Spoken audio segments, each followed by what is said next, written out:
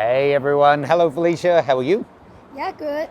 Today we're looking at this guy. It's the new Sigma 50mm art lens. Now at the moment they only had it available for Sigma mount or for Sony E-mount, so we've got the Sony E-mount version in. For those of you who are Sigma lovers, you probably know, but for the rest of you, it was like 9 or 10 years ago when the 35 and 50mm Sigma art lenses came out. It pretty much rebooted the entire brand. It was not fashionable, it wasn't something a lot of people were shooting with, but the 35 in particular blew people's mind that it was so much better than the Canon and Nikon equivalents. And then the 50 coming out was also really fantastic. Now, to be fair, the other manufacturers have come a long way in that time, but there has been some big improvements over the last couple of years since the first one came out. First of all, it's significantly lighter, it's also smaller, and has a smaller front filter thread than the original. This one's 72, whereas the old one was 77. The new guy now has 11 rounded aperture blades compared to 9 on the old version, and it's actually $100 cheaper. It's also considerably more complex, which kind of separates people if they think that's a good or a bad thing. It's now 14 elements in 11 groups. However, the closest focus has gotten further. It's now 45 centimeters instead of 40 centimeters. So basically, in this video, we're going to go through and do a first hands-on impression, give you sample files, let you know how we find the accuracy of the focus, and go through some sample images with you. And in a future video, I'm going to put it head-to-head with some of the leading 50mm that are out there now. And please let me know as a comment, what lenses would you like to see this compared to? So let's explore Central a little bit and test this guy out.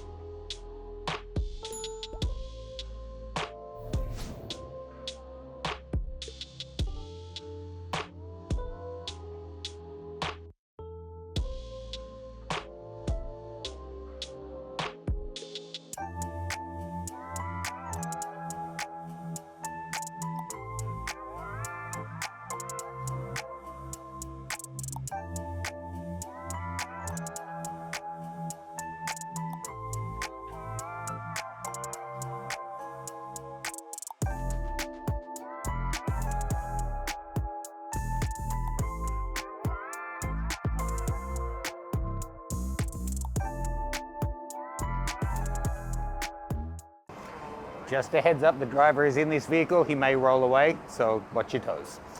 Now, as you can see there at f2.8, there's a little bit of bokeh going on in the background. They're not actual pin lights, but with a shallow enough depth of field and a round enough aperture, it's possible to get some nice fusion there. So let's see how the 11 blades do on this one. We'll also hunt out some more specular pin background lights to work. Oh, van, move. Nice timing.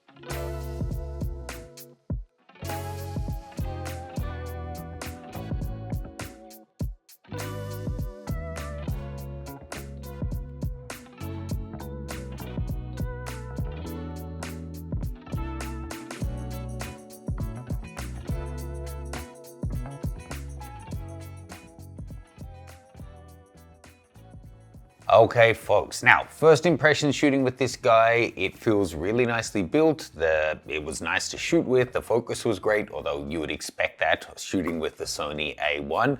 Nothing really stood out in terms of, the size and weight, the ergonomics, everything was fine. Comparing to like the Canon and especially Nikon 51.2, it's much, much smaller. It's about maybe the same size as the Sony f1.2, but this of course is a 1.4. Now, I still want to hear your thoughts on what you would like to see it compared against in a future video to really give some context. And on that point, I'm going to wrap this video after we look at some images, talking about the original Sigma Arts and then this one in particular, my overall thoughts on them, so stick around for that. Now, taking a look at this first shot, this was the metadata's up there on the top left. Shot it wide open, most of these are wide open. You can see when it's nailing focus, and it was most of the time, it's beautiful, great detail, it doesn't look overdone, the colors are really nice, the fall off is really nice. This one you don't see it too much, but we'll see in some later images.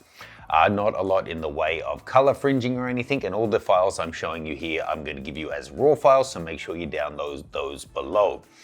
The shots are coming up lovely. Now, as we go through these, I kind of want to skip to the end, but let me just show you a few more here. The flare suppression is doing quite well. It's not eating away too much of the information. Often when you have a lens that doesn't deal with flare well, in those situations you really get kind of a bleeding of the light through the other parts of the image. This is retaining contrast quite well.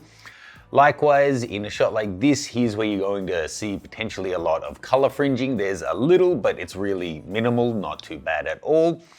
One thing I wanted to point out, this guy having all of those nice rounded aperture blades, often you see a test done about how circular is the bokeh shot wide open. Just keep in mind, when something's wide open, it's open. So it doesn't matter what the blades are. The blades aren't actually in the shot. So it's when it's stopped down from its maximum aperture, that's when you're going to notice the difference of, is it giving you more circular bokeh, or is it starting to become hexagonal due to the straight blades or the fewer number of blades. Looking at this as it's just in my hand right now, I can see that even though it's probably stopped down to like f5.6 or f8, it's still looking really nice and circular. So as we go through these, take a look at those pin lights just behind her head there at f1.4. At f2, still perfectly circular. At f2.8, not quite, but still looking pretty good. f4, they're getting a lot smaller, but they are still quite circular. And even at 5.6, whilst they're getting smaller and smaller because there are actually a couple of lights together there, it starts to look more oblongish. They're not starting to look geometric and have sharp edges. So that's basically what you're looking for a lens with 11 aperture blades like this guy. Now, my overall thoughts, I have to say I wasn't like a lot of people a raving fan of the Sigma Art 35 and 50 when they came out. I thought they were good and they offered good value for money, but I felt like people went crazy about them. But that was more to do with that the Canon and Nikon DSLR versions that were on the market at the time were kind of trash, to be honest. When other things came out, like Zeiss lenses, and then you had the Otis, and then over time, more premium 50mm lenses hit the market, we realized that the Sigmas, whilst good, weren't that outstanding. But now, fast forwarding those 10 years or whatever it's been, Canon and Nikon and Sony all have spectacular 50mm lenses on the market. But that's when the Sigma now, which has been improved, but now I'm probably even more impressed with it, which is counterintuitive. The market has evolved. This is no longer head and shoulders above them, but it's so much less expensive. This is barely more expensive than a Samyang or a Rokinon 50mm f1.4 autofocus lens. And it's like 40% or something of the Canon, Nikon or Sony f1.2s. And you're sacrificing, yes, whatever it is, a third or a quarter of a stop over an f1.2 to an f1.4.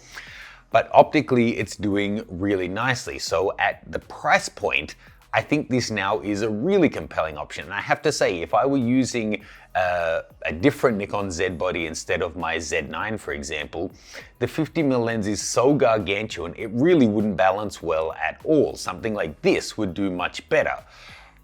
On the Z9, I do like it, but I think for most people, this is going to be a fantastic option. Keeping in mind, right now it's only announced for the L-mount alliance and for Sony E-mount, but fingers crossed we're going to see it coming out for more really soon.